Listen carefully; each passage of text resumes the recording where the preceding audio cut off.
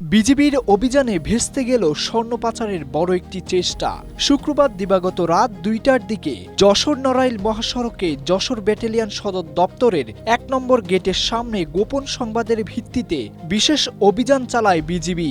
অভিযানের সময় একটি সন্দেহভাজন প্রাইভেট কারে তল্লাশি চালিয়ে উদ্ধার করা হয় ৩১টি স্বর্ণের বার। উদ্ধার হওয়া স্বর্ণের মোট ওজন ৩ কেজি ৬৪১ গ্রাম, যার আনুমানিক বাজার মূল্য ৭,১৩,৪৫,৩৯৫ টাকা।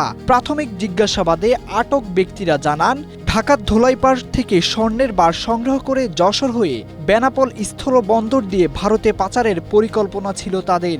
আটক দুই ব্যক্তি হলেন নড়াইলের নড়াগাতি থানার খাসিয়াল গ্রামের খন্দকার মাহবুবুল হক। স্ট্রবেরি সুপার ডটেড ও ক্লাসিক ভ্যারিয়েন্ট সেন্সেশন জাগুক শিহরণ এবং যশোর সদর উপজেলায় বড় ভেকুটিয়া এলাকার মোহাম্মদ আনিস।